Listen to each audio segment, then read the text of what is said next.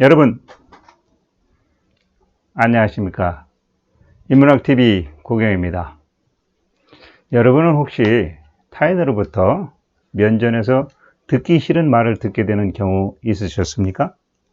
아니면 여러분이 타인에게 면전에서 듣기 싫어할 만한 말을 하신 적이 있으십니까? 요즘 세상 언론의 자유 또는 언행의 자유가 있는 시대에도 아무리 옳다고 생각돼도 함부로 상대방에게 말한다는 것이 쉽지가 않은데요.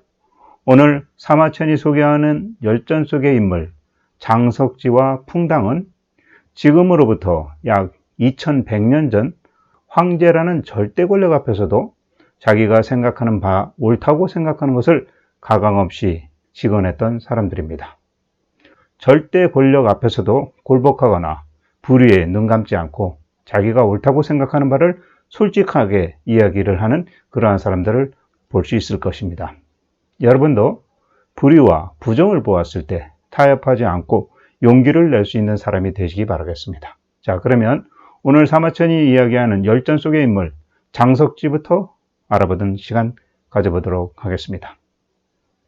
장석지는 중국의 전환시대 한나라 문제 때 활동했던, 지금으로 말하면 검사 출신입니다. 정이라고 하죠. 당시 직책은 정이었습니다. 근데 이 장석지가 초기에는 10년 넘도록 기량이라는 직책에서 말단으로 일하고 있었습니다. 자, 이 기량이라는 직책이 뭐냐면 황제의 기마병, 호위 병력입니다. 지금으로 말하자면 아마 경호원이었던 것 같습니다. 그런데 10년 넘도록 승진이 되지 않고 그러다 보니까 결국 자기 직분에 실망을 해가지고 기량직을 그만두고 고향으로 돌아가려고 했습니다. 때려치려고 했던 거죠. 이때 지난번에 말씀드렸던 원앙이라는 사람이 있죠. 이 원앙이 장석지가 똑똑하다는 것을 미리 알고 있었습니다. 그래서 자기가 황제에게 직접 주청을 올려가지고 알짜로 승진을 시켜줍니다. 자, 이 알짜는 왕의 명령을 전달하는 그러한 직책입니다. 그래서 그만두려다가 알짜로 발령이 나자 이제 계속 직책을 맡아서 일을 하게 되었던 거죠. 때마침 황제의 문제를 이젠 가까이서 모실 수 있게 되었던 것이죠. 이때 알짜였던 장석지가 문제에게 백성의 평온이라든지 여러 가지 조언을 해줍니다. 그때 이 말을 들은 황제였던 문제는 장석지에게 현실에 맞지 않는 말을 그만 좀 해라. 그런 얘기 하지 말고 당장 뭔가 실행할 수 있는 말, 그런 말을 해라 하고 단호하게 뿌리칩니다. 자, 눈치 빠른 장석지가 바로 태도를 바꿔서 이번에는 문제 황제에게 진나라와 한나라의 교체 시기에 일어났던 여러 가지 진나라가 망하게 된 이유를 하나하나 구구절절 말하게 됩니다. 한참 장석지의 말을 귀담아 듣던 문제가 장석지의 말을 듣고 나서 훌륭하다고 생각해서 그날부로 알짜의 복야, 그러니까 알짜 복야라는 것은 알짜 중에서도 가장 총책임자입니다. 그래서 승진을 시켜주게 됩니다. 자, 사실 문제는 황제가 되기 이전에 대나라 땅에서 유방의 서자로 살고 있다가 여태후가 죽고 나서 진평과 주발이 황제로 모시게 되었으니까 그 시점에서 문제 입장에서는 백성의 평온이라든지 이런 것들은 귀에 들어오지 않고 오직 문제의 관심사는 한나라의 황권을 망하지 않고 오래가기 위하면 어떻게 해야 하는가라는 것에 관심을 두고 있었던 것이죠.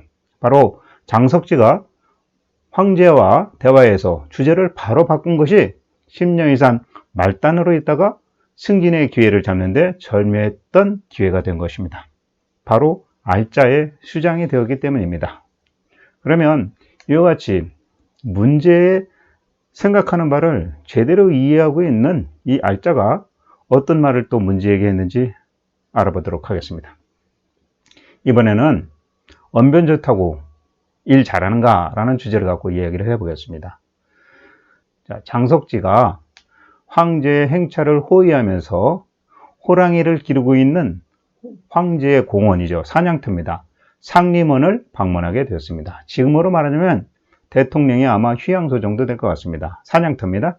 그래서 황제였던 문제가 당시에 상림원의 총책임자였던 상림위에게 상림위에서 기르고 있는 여러 짐승들에 대해서 여러 가지 질문을 했는데 이 책임자라는 상림이가 대답을 제대로 하지 못하고 자기 좌우만 쳐다볼 뿐 답변을 못하는 겁니다.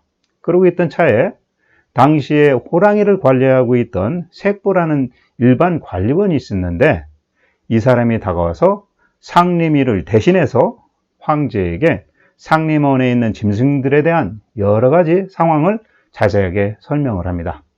자, 그 사람은 결국 그 기회를 이용해서 황제에게 잘 보이려는 그러한 욕심에서 황제가 묻는 즉시 일사천리로 대답을 하게 됩니다. 듣고 있던 문제가 다 듣고 나서는 색부에게 이렇게 말합니다. 이야, 관리자라면 이 사람 정도는 해야 되지 않겠는가? 상림이 당신은 도대체 뭐 하는 사람이냐? 하면서 책임자를 문책하고 그 즉시 자기를 수행했던 장석지에게 조칙을 내려가지고 그 말 잘하고 답변 또박또박 했던 색부를 이번에는 상림령으로 임명하라고 말을 합니다. 그러자 장석지가 한참을 생각하더니만 황제에게 이렇게 묻습니다. 폐하께서는 강우 주발을 어떻게 생각하십니까? 라고 묻습니다. 그러니까 그때 황제가 주발이야 덕망 있는 사람이지 라고 황제가 말합니다.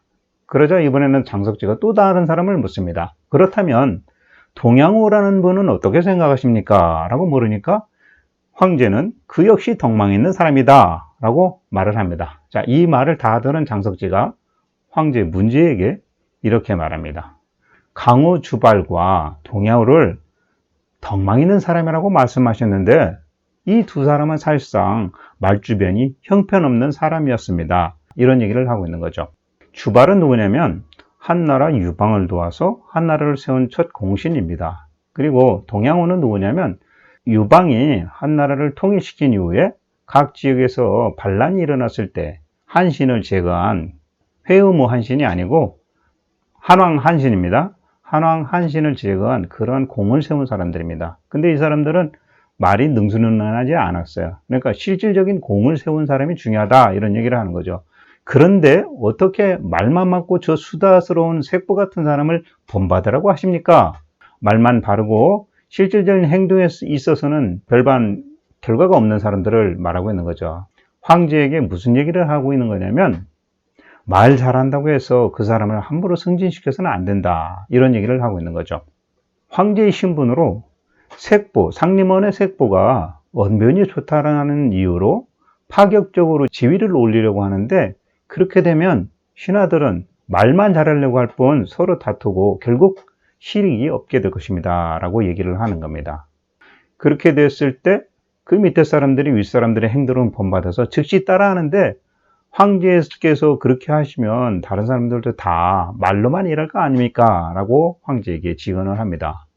황제가 장석지의 말이 옳은 말이요 라고 인정을 합니다. 그러고 나서 당시에 색보를 상림원의 책임자로 임명하는 명령을 취소를 하게 됩니다. 그리고 나서 황제가 수레를 타고 다시 이제 궁으로 돌아갈 때 장석지를 자기 마차 옆자리에 앉혀놓고서 진나라가 왜 망하게 되었는지에 대한 이야기를 쭉 듣게 됩니다. 그리고 나서 궁에 도착을 해서는 장석지를 승진시켜가지고 공거령에 임명을 합니다. 자, 이 공거령이 뭐냐면 궁궐의 문지기의 수장이면서도 관리들을 조정에 수집시키는 그러한 역할을 합니다. 그리고 백성들이 상소문을 올렸을 때 그 상소문을 집계하고 처리하고 하는 그런 일을 삼았다고 합니다. 그래서 오히려 왕에게 직언을 함으로써 색보보다는 이 장석지가 승진을 하게 된 것이죠. 장석지가 승진을 하게 된 이유가 뭘까요? 색보는 황제가 궁금해하는 것에 대해서 대답을 했지만 장석지는 황제가 걱정하는 바에 대해서 대답을 한 차이라고 볼 수 있겠습니다. 황제의 마음속에는 일반 백성들의 암이나 평온함을 찾기 이전에 진나라가 어떻게 하다가 망하게 됐는지, 혹시라도 내가 황제일 때 이 어렵게 세워진 한나라를 혹시 망하게 되게 하지는 않을지 하는 것에 대한 걱정이 앞섰던 것이죠. 그러니까 황제의 의중을 제대로 파악한 것이다 라고 볼 수 있겠습니다. 자, 그러면 두 번째 얘기, 이번에는 죄인에 대해서 죄를 묻는데 그 죄인의 신분에 따라서 차별을 두어서 되겠는가라는 이야기입니다. 자, 이번에 이 장석지 또한 황제에게 직언을 함으로써 또 승진을 하게 된 그런 이야기입니다. 자, 이야기해 보겠습니다. 자, 훗날에 경제가 황제가 되는데 당시에는 태자였을 때입니다. 이 경제가 되는 태자와 양왕이 마차를 타고서 조정으로 들어오는데 궁궐로 들어오는 그 첫 번째 문, 외궁의 문인데 사마문을 통과할 때는 마차에서 내려서 걸어 들어와야 되는데 거기서 내리지 않고 마차를 타고 그대로 지나갑니다. 그러자 장석지가 그 뒤를 바짝 쫓아가서 두 사람의 앞을 가로막고 궁궐 안으로 들여보내지 않습니다. 자, 그리고 나서 사마문에서 내려서 걸어가지 않은 그러한 행위는 불경죄에 해당한다고 말을 하면서 두 사람을 고발을 해버립니다. 이때 황제였던 문제의 어머니인 박태호가 이 일을 알고 나서 노발대발을 합니다. 그러자 황제가 어머니를 찾아가서 죄송합니다. 제가 자식을 제대로 가르치지 못했습니다. 라고 용서를 빕니다. 자, 그때서 화가 풀린 박태호는 즉시 조칙을 내려서 태자였던 경제와 양왕을 사면하고 그때서야 두 사람을 궁궐로 들어올 수 있게 해주었습니다.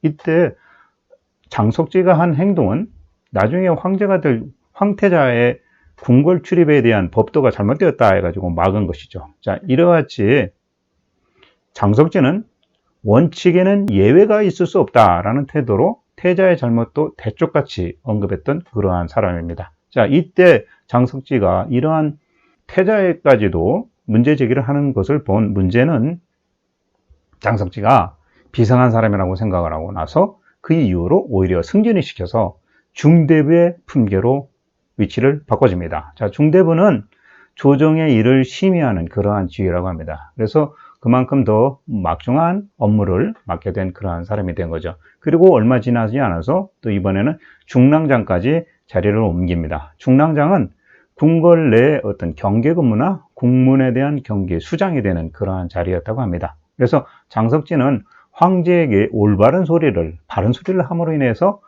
지속해서 승진을 하게 된 그러한 사람이라고 볼 수 있겠습니다. 자, 그러면 이번 이야기에서는 우리가 욕심, 사람의 욕심, 인간의 탐욕에 대해서 황제인 문제와 장석지가 한 이야기를 한번 들어보도록 하겠습니다. 어느 날 황제의 행차를 같이 수행을 하면서 폐릉에 이르렀습니다. 폐릉이라 하면 고조, 유방의 무덤인 거죠. 그래서 황제가 능묘의 북쪽 편에 앉아서 먼 곳을 바라보면서 자기의 부인이었던, 문제의 부인이었던 첩이죠, 말하자면 신부인을 데리고 신풍지역을 바라보면서 자, 저 길로 가면 한달원으로 가는 길이요 라고 이야기를 합니다. 자, 이 내용이 무슨 얘기냐면 원래 유방의 고향이 폐연의 풍읍이었습니다. 근데 여기 이야기하고 있는 신풍읍이라는 것은 유방이 자기의 고향인 풍읍과 똑같은 모습으로, 고향 모습으로 꾸며놓은 향수를 그릴 수 있을 만큼 만들어 놓은 신도시입니다. 그래서 신풍을 바라본다는 것은 아버지의 고향을 그리워한다, 이런 얘기가 되겠습니다. 그리고 나서 자기의 첩인 신부인에게 검은고를 비파라고 하죠. 치게 하고 황제 자신은 검은고 가락에 맞춰서 노래를 처량하게 부릅니다. 이때 황제가 자기 밑에 신하들을 쳐다보면서 야, 북산의 석재로 관에 겉관을 만들고 모시와 솜으로 관의 틈새를 메우고 난 다음에 거기에 오치를 한다면 어찌 그 관을 열 수 있겠는가 라는 말을 합니다. 그러니까 그때 그 말을 들은 신하들이 맞습니다 폐하 하고 딸랑딸랑의 소리를 냅니다. 그러자 장석지가 앞으로 나와서 황제에게 이렇게 말합니다.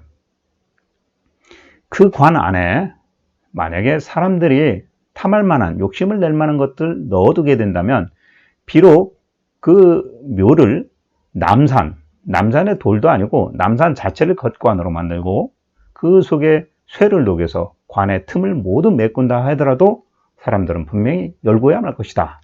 그 속에, 관 속에 사람들이 탐할 만한 물건을 넣어주지 않는다면 겉관이 없다 한들 무슨 걱정이겠습니까? 라고 하면서 이 단속, 차단, 이건 막는 거, 이런 것들에 대해서 효과가 없다라는 이야기를 문제에게 직설적으로 얘기를 하죠. 자, 이 말을 제대로 알아들은 문제가 장석지의 말을 듣고 당신의 말이 옳은 말이다 라고 칭찬을 하면서 얼마 후에 장석지를 이번에는 정의로 승진을 시킵니다.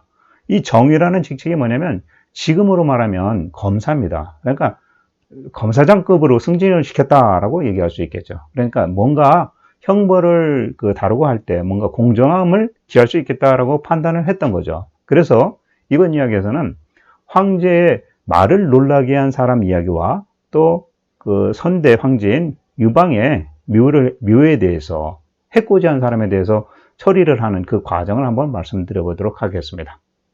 어느 날 황제인 문제가 출행을 나가기 위해서 위교라는 다리를 지나가는데 어떤 사람이 갑자기 다리 밑에서 뛰쳐나오는 바람에 황제를 모시는 말이 놀라가지고 마차가 아주 큰 위협을 당하게 됐습니다. 그래서 황제가 그 사람을 체포를 해서 정의인 장석지에게 죄를 묻게 했습니다. 자, 장석지가 그 사람을 데려다가 신문을 하고 죄에 대해서 묻자 그 사람이 이렇게 말을 하는 겁니다.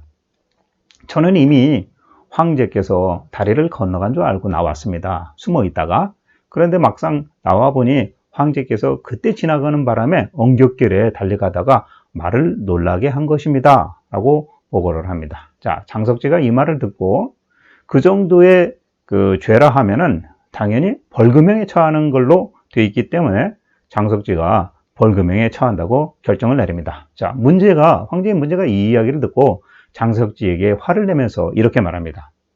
아니, 그 사람이 내 어가가 끄는 말을 놀라게 해가지고 내가 하마터면 큰 변을 당할 뻔했는데 당신 정이 도대체 겨우 벌금형이 뭡니까? 라고 하면서 말을 합니다.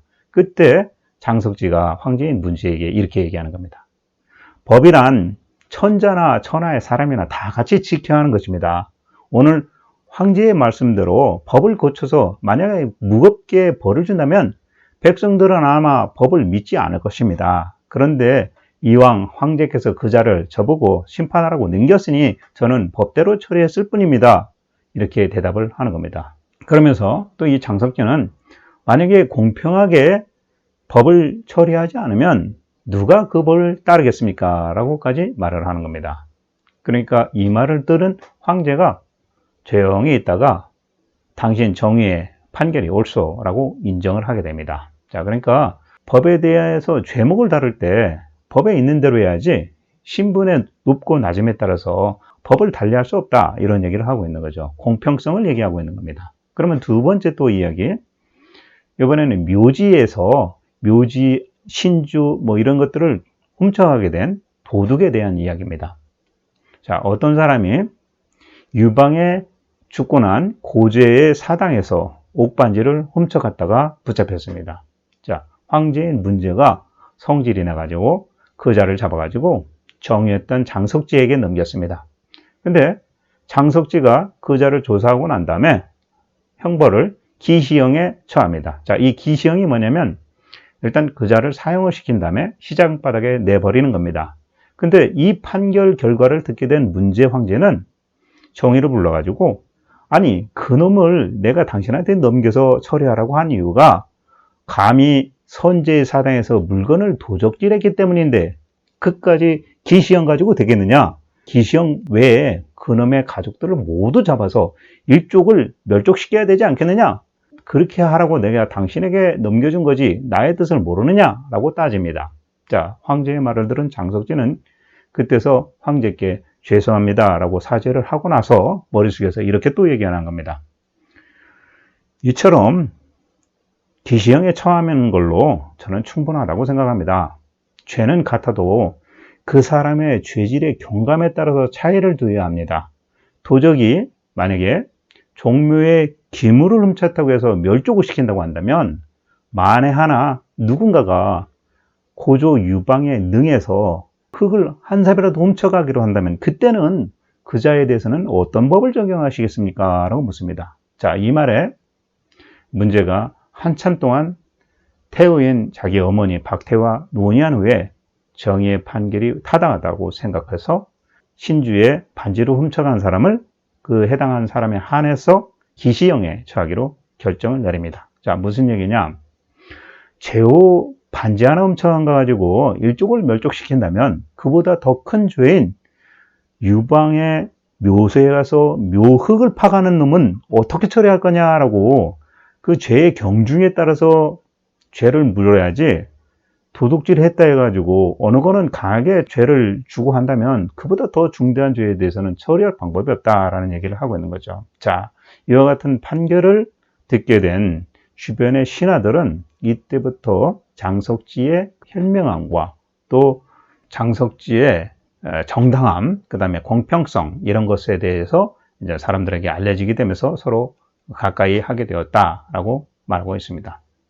자, 이번에는 장석지가 정의일 때 그 당시에 선비 중에 나이가 많은 왕생이라는 사람이 있었는데 문제가 죽고 나서 그 아들인 경제가 황제에 오르게 되니까 장석지는 그 옛날에 아까 제가 말씀드렸었던 사마문에서 마차에서 내려서 걸어가야 되는데 그냥 마차 타고 가려다가 문제가 되지 않았습니까? 그때 그 일로 인해 가지고 혹시라도 경제에게 미움당하지가 않을까 싶어가지고 병을 핑계로 죄에 나가지도 않았습니다. 그리고 나서 관직에서 물러날까 어쩔까 이런 걱정을 하고 있습니다. 이때 이 왕생이라는 사람이 장석지에게 그냥 갈등하지 말고 황제인 경제를 찾아가서 잘못을 빌고 용서를 빌어라 라고 해서 그대로 했더니 경제가 장석지의 죄를 묻지 않았다라는 얘기입니다. 근데 이 왕생이라는 사람이 사실은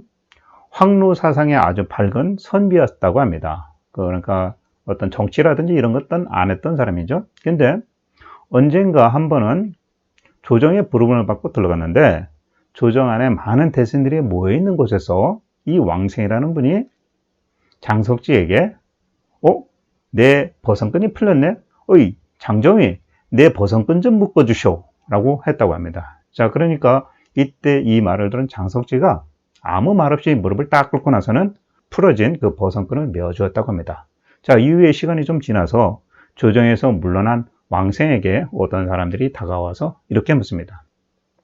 어떻게 해서 콕 집어가지고 장정희를 조정의 대신들 앞에서 모욕을 주셨습니까? 라고 묻습니다. 그러니까 다른 사람들이 봤을 때는 왕생이 정희에게 모욕감을 심어주었다라고 느낀 거죠. 그때 이 왕생은 이렇게 대답을 합니다.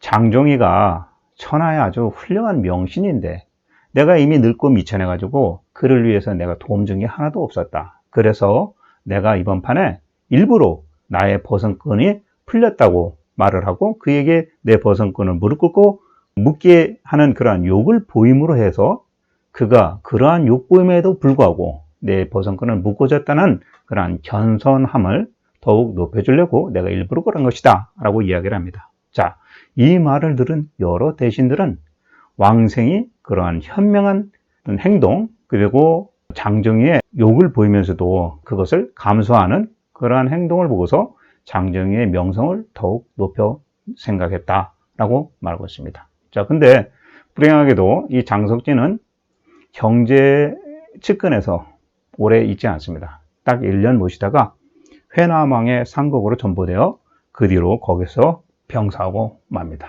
자, 그래서 장석지는 문제 황제의 어떤 보필을 하면서 직언을 통해서 문제가 현명한 황제가 되기를 바랬던 그러한 신하였던 거죠. 그러니까 황제가 듣기 싫어한 말도 옳다고 생각하는 거라면 꼭 해서 황제가 깨닫게 하는 그러한 신하였던 것입니다.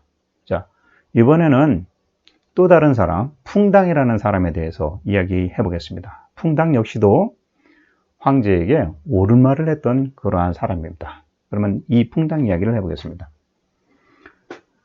풍당 이야기는 지금 현재로 말하면 지위가 높은 사람들에게 꼭 잘 새겨드려야 할 그러한 이야기인 것 같습니다. 자, 혹시 여러분들을 따르는 사람들이 여러분들의 면전 앞에서 언제나 긍정적인 답변을 하고 긍정적인 보고가 올라옵니까? 면전에서 혹시라도 아니오라는 말을 거의 하지 않는 그러한 조력자, 협력자가 있다면 어찌 보면 그런 사람들은 조금 경계를 하셔야 될지도 모르겠습니다. 자, 쉽게 말해서 그러한 사람들 항상 예스면은 아부형 인간이라고 볼 수도 있을 것 같습니다.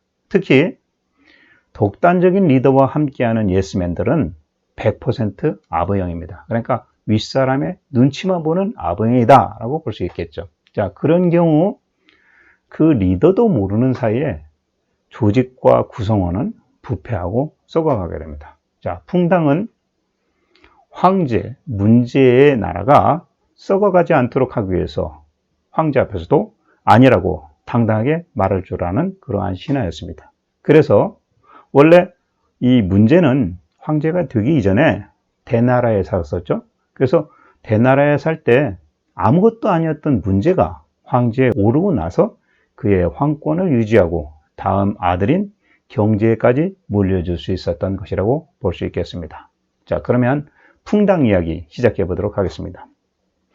풍당의 할아버지는 전국시대 때 조나라의 사람입니다. 그리고 그 풍당의 아버지는 황제가 되기 전, 문제가 황제가 되기 전에 문제처럼 대나라 땅에서 살았던 사람입니다. 그러니까 풍당의 조상은 조나라와 대나라의 사정을 잘 알고 있었던 사람들이죠.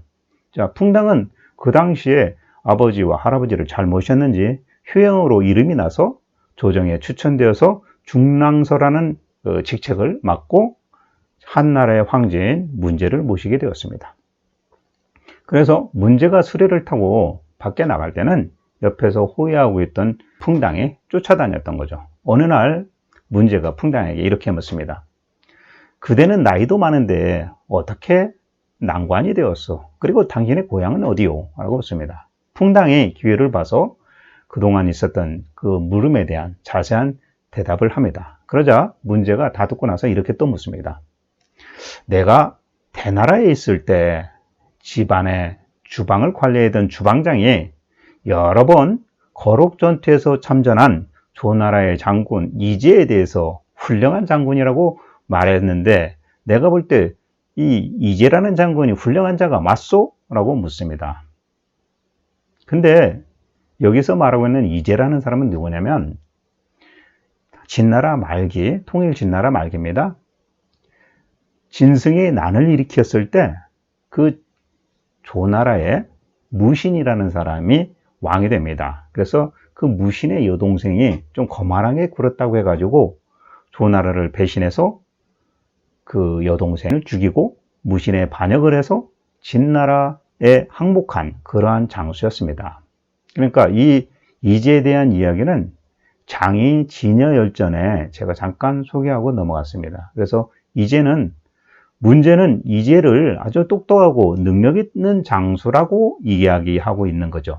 자, 그래서 문제는 아직도 자기가 밥을 먹을 때마다 거록 전투에서 큰 공을 세웠다고 생각하는 이제 장군에 대해서 여러 번 생각을 했다. 근데 그대의 아버지도 대나라 땅에 살았다고 하니 이제라는 장군을 잘 알고 있어? 라고 묻습니다.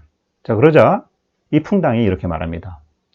이제라는 장군은 오히려 조나라의 연파 장군이나 이목 장군의 세 발의 피도 발끝에 때만큼도 못한 장군입니다. 라고 딱 잘라 얘기합니다. 그러자 황제가 아니 어떻게 해서 그렇게 생각하오? 라고 묻습니다. 그때 풍당이 이렇게 말합니다. 신뢰성을 주는 거죠. 저의 할아버지가 조나라에서 장수로 계셨었는데 그 당시에 이목 장군과 매우 친했습니다. 그리고 저의 아버지께서는 대나라의 상국을 지냈으므로 조나라의 장군이었던 이제를 잘 알고 있었습니다. 그러니 제가 아는 것은 분명할 것입니다. 그래서 그들의 사람됨을 제가 잘 알고 있습니다. 라고 얘기를 합니다. 황제는 그 이후로 이 풍당으로부터 연파 장군과 조나라의 이목 장군에 대한 이야기를 듣고는 매우 기뻐하면서 허벅지를 탁 치면서 이런 말을 합니다. 이야, 내가 조나라의 연파와 이목 같은 장군을 내가 얻을 수는 없겠는가? 내가 만약 그런 장군을 얻을 수 있다면 내가 저 흉노 따위 때문에 걱정을 안 해도 될 텐데 라는 말을 합니다. 그때 이 황제의 말을 들은 풍당이 황제 문제에게 이렇게 대답을 합니다. 죄송합니다만 황제께서는 비록 연파와 이목 같은 훌륭한 장군을 얻는다 해도 쓰지 못하실 겁니다. 라고 이야기를 합니다. 자, 이 말을 듣는 황제가 열이 바짝 났습니다. 자기 앞에서 자기가 물은 거에 대해서 당신은 그런 좋은 사람을 두어도 못 씁니다. 이런 말도 안 되는 얘기를 한 거죠. 그러니까 황제가 승질이 확 나가지고 그 자리에서는 화를 못 내고 일단 궁으로 들어가 버립니다. 그리고 얼마 시간이 지나서 황제인 문제가 풍당을 불러놓고 이런 말을 합니다. 아니 말이야, 당신 어쩌자고 여러 신하들 앞에서 나를 이렇게 모욕을 줍니까? 아무리 그래도 그렇지 내가 다른 신하들 없는 데서 나에게 조용히 좀 말하지 그 다른 신하들 다 있는 데서 나보고 그런 소리 합니까? 라고 해서 핀잔을 줍니다. 자, 그때 풍당이 황제에게 미안합니다 라고 말을 합니다. 그러면서 이렇게 말합니다. 정말 죄송하게 되었는데 저도 사람인지라 순간 그 황제의 그 말 한마디에 욱했습니다 라고 진실된 이야기를 하는 거죠. 자, 당시에 한나라의 정세는 어떤 정세였냐면 북방에 아니면 서쪽에 흉노족들이 자꾸 한나라의 국경을 침범해가지고 북주군의 도의가 살해당하는 일이 발생했던 시점이었죠. 그래서 문제는 당시에 흉노의 침입에 대해서 엄청난 그 고민을 갖고 있었던 그러한 시점이었습니다. 그래서 황제가 다시 이번에는 풍당에게 또 이렇게 묻습니다. 그대는 어떻게 해서 내가 연파나 이목장군을 쓸 수 없다고 생각한 것이냐? 라고 묻습니다. 그러니까 그때 풍당이 황제에게 이렇게 얘기합니다. 옛날에 왕들은 말입니다. 장수를 전쟁터에 출전시킬 때 무릎을 꿇고 출전하는 장수의 수레바퀴를 밀면서 궁궐 내의 일은 내가 과인이 알아서 할 테니 궁궐 밖의 전장의 일은 장군이 책임지고 알아서 하시오 라고 말했습니다. 그래서 군인이 세운 공적과 포상은 그 군인을 진두지휘하는 장군이 오로지 결정을 했고 군대에서 공을 이룬 사람은 장군이 그 사람에게 공을 주었고 포상을 주었는데 지금 상황을 보니 황제께서는 그러지 못할 것 같다라는 얘기를 하는 겁니다. 그러니까 한번 전쟁에 나가는 장수에게 어떤 일을 위임을 했으면 그 결과에서도 책임을 질 수 있도록 했고 또 그 책임을 진 만큼 권한도 반드시 함께 해줬는데 그렇다 보니까 조나라의 이목장군 같은 경우는 그와 같은 권한을 위임받아서 흉노족을 상대로 해서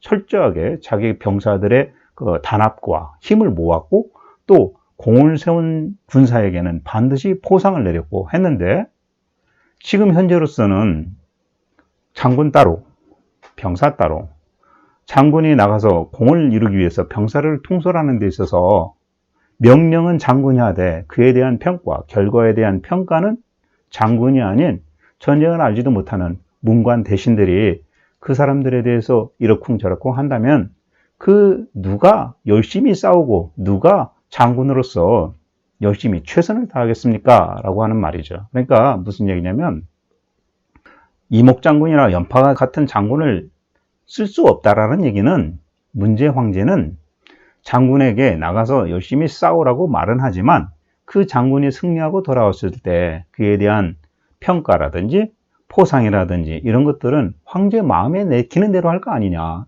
그 이목장군이라든지 연파장군은 그 장군들의 권한이 그만큼 있었고 그에 대한 책임을 가질 수 있는 그런 상황이었는데 지금 한나라의 흉노를 맡겠다는 장수들에게 싸우고 지키라고는 말을 하면서 그가 다루는 군사들에 대해서 권한을 주지 않는다면 누가 목숨을 다해서 싸우겠습니까? 그런 얘기를 하는 거죠. 자, 이 얘기가 무슨 얘기입니까?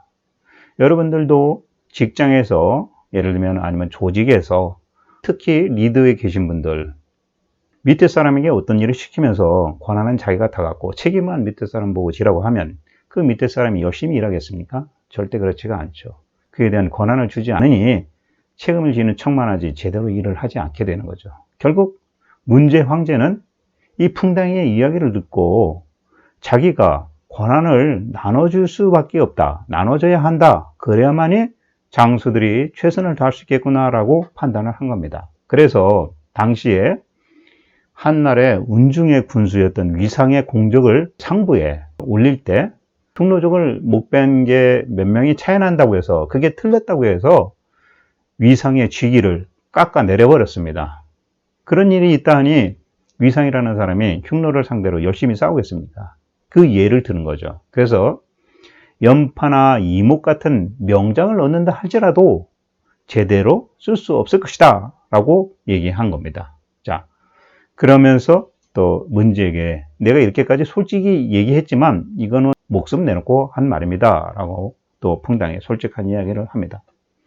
풍당의 이와 같은 직언을 잘 새겨서 알아듣게 된 문제가 오히려 알아들었으니까 기뻐하면서 그날로 풍당에게 명령을 내려서 한나라의 위상을 죄에 대해서 사면하게 하고 다시 은중이라는 지역의 군수에 복직을 시켰다라는 이야기를 기록하고 있습니다.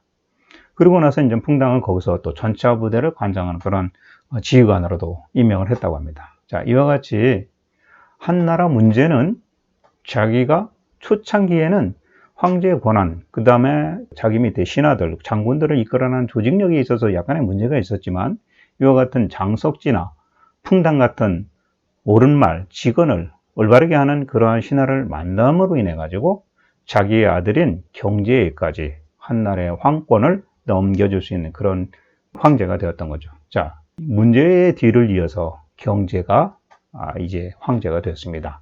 그때 풍당은 초나라로 초나라의 상국으로 떠나게 되었지만 얼마 후에 면직되었고 경제의 뒤를 이은 그 아들 무제가 이번에 또 풍당을 똑똑하다고 생각해서 천거를 하려고 했지만 풍당의 나이 그 당시 90살이 넘은 관계로 너무 나이가 많다 해서 관직에 나가지 않게 됩니다. 자, 그리고 나서 이 풍당의 아들이었던 풍수라는 사람이 대신해서 대신량으로 이제 삼았다고 하는데 이 풍당의 아들 풍수와 사기를 기록한 사마천과는 매우 친한 사이였다라고 사마천은 기록을 하고 있습니다. 자, 그리고 사마천 태사공은 마지막에 장석지에 대해서는 말을 더듬는 주발과 같은 사람을 문제에게 덕 있는 사람이다 라고 깨우치게 했다는 거죠. 그래서 사마천은 장석지가 윗사람의 어떤 뜻에 맞춰서 아부하지 않는 그러한 사람이었다라고 얘기를 하고 있습니다. 그리고 풍당에 대해서는 문제 황제에게 연파와 이목장군에 대해서 이야기를 적절한 시점에 잘 함으로 인해 가지고 문제가 현명한 결정을 할 수 있도록 도운 사람이다 라고 하고 있습니다. 그러면서 마지막에 사람을 알아보려거든 혹시라도 그 당사자를 잘 알 수 없거든 그의 친구를 보라. 친구를 보면 그 사람을 알 수 있다. 이런 말이 사마천이 입에서 나온 이야기인 거죠. 자, 이러한 말을 했습니다. 그리고 마지막에 서경에 나와 있는 이야기를 합니다. 이 서경에 나와 있는 이야기는 주나라를 세운 문왕이 그 전인 은나라의 멸망 후에 기자에게 찾아가서 자문받은 말이라고 합니다. 그래서 뭐라고 하냐면 불편부당 왕도탕탕이라고 한자로 기록하는데요. 이 뜻은 치우치지 않고 파당도 만들지 않으니 왕의 도는 넓고 크다 이런 얘기입니다. 그러니까 왕의 도, 여기서는 왕이 다스리는 그런 덕치를 말하는 거겠죠. 그래서 치우치지 않고 파당도 만들지 않아야 된다라는 얘기를 하고 있는 것입니다. 그리고 또 하나는 부당불편 왕도 편편이라는 말인데요. 이 말은 파당도 없고 치우치지도 않으니 왕의 도는 끝없이 평온하다라는 얘기입니다. 그러니까 파당을 지우지 않고 치우치지도 않은 그러한 사회가 된다면 왕의 덕치는 끝이 없이 평온하다라는 얘기를 하고 있는 거죠. 그래서 사마천은 장석지와 풍당의 뜻이 결국 파당짓지 않고 치우치지도 않는 그러한 정치 이야기를 했었던 것이다 라고 결론 짓고 있습니다. 자, 여러분, 오늘 이야기의 주인공 장석지와 풍당 이야기 여러분들은 어떻게 들으셨습니까? 오늘날에도 장석지와 풍당처럼 자기 말이 정의와 진실이라면서 주장하는 사람들이 많이 있습니다. 다만 우리는 그 말들이 사실인지 거짓인지를 잘 가려야 하는데 사실 그게 어렵습니다. 최근에 언론, 정치 또는 공직자 여러 사람들이 구설수에 올라서 비난을 받거나 의심을 받고 하는 일들이 많이 있습니다. 하지만 우리는 그들의 이야기 속에서 무엇이 진실인지 속 시원하게 밝혀지지 않는 것들이 너무 많다고 생각합니다. 진실과 정직을 말하는 사람들이 왜곡되거나 감춰지거나 가려져서는 안 되겠습니다. 더더욱이 지금 여러분이 보시는 유튜브에서 가짜뉴스를 마치 진실인 양 포장하는 경우가 비일비재하는 것 같습니다. 사마천 역사서 사기와 같은 인문학 도서를 읽고 공부하시고 인문학적 사고를 함양하시고 소양을 높이시다면 거짓과 진실을 구분하고 분간할 줄 아는 지혜를 얻게 되고 세안을 키울 수 있다라고 저는 생각합니다. 지금까지 사마천 사기 장석지 풍당열전이었습니다. 다음 편 예고 드리겠습니다. 다음 편은 만석 장숙열전입니다. 충성과 근면성으로 말 그대로 만석을 받은 사람의 이야기입니다. 말은 좀 어눌해도 행실에 있어서만큼은 충실했던 사람들의 이야기입니다. 그러면 다음 편 기대해 주시고 제 오른편에 저의 사진 눌러주시면 구독 신청이 되겠고요. 제가 오늘 이야기 중에 나왔던 열전들 속의 인물들 2편 올려놨습니다. 참조하시기 바라겠습니다. 자, 지금까지 시청해 주셔서 감사합니다. 인문학TV 고경이었습니다.